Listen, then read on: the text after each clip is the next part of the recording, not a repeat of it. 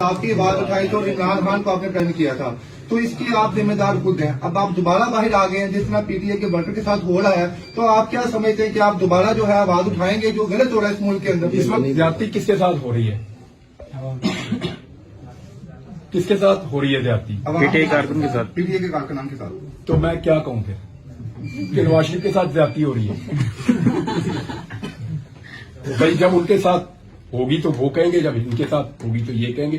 कुछ चीजों पे मुझे शर्मिंदगी हुई, मैंने उसके ऊपर माजरत भी की कौम से, स्पेशली लापता अफराद के मामले पे। तो ये जो अभी एक तहरीक चली हुई है तुर्बत से इस्लामाबाद लॉन्ग मार्च, उनको सुनना चाहिए। वो हमारे लोग हैं, कहीं बॉर्डर क्रॉस करके थोड़ी आ रहे हैं। जहां पहुंचे उनका इस्तकबाल कीजिए, उनका ख्याल रखना चाहिए, उनको खाना पानी पूछना चाहिए। मैंने बलूचों को सही तरह पहचाना जब मैं घर बनाने गया था बलूचिस्तान में। हम सबसे बहुत बेहतर और मेहमान नवाज लोग हैं। टूटे हुए घर में बकरा ज़िबा करके खिलाते हैं वो। ऐसे ही बात समझ आ रही है? इमरान भाई घर में बच्ची गाड़ी छत के नीचे आ गई थी, बच्ची फौत हो गई। वो टूटी हुई दीवार पे खड़ा था, हमें देखते ही उसने अपना दुम्बा ज़िबा कर दिया। छत नहीं बना पा रहा था, 25,000 का दुम्बा ज़िबा करके हमें खिला दिया उसने।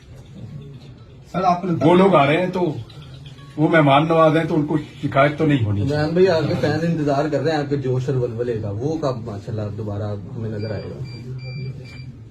मैं वैसे ही हूँ यार, मुझे थोड़ा सा प्रॉब्लम है, मुझे अल्लाह करेगा ठीक हो जाएंगे। आप लोग दुआ करें। सर आपने बताया कि लोग जय नमाज में दुआ मांगते हैं, एक वो सवाल बहन कोई पूछ रही है जी। इमरान भाई, माओ ने बहुत ज्यादा दुआएं की थी आपके लिए, खासतौर पर रो रो के, तो आप उनको क्या मैसेज देंगे, उन माओ को, उन बहनों को और उन बेटियों को? मैं उन्हें कह के गया था कि मैं वापस आऊंगा। दुआ करें आप लोग ना। मैं आखिरी वीडियो में मैंने कहा था अपनी माओं को, बहनों को, बेटियों को कि आप लोग दुआ करें, आपकी अल्लाह सुनता है ज्यादा।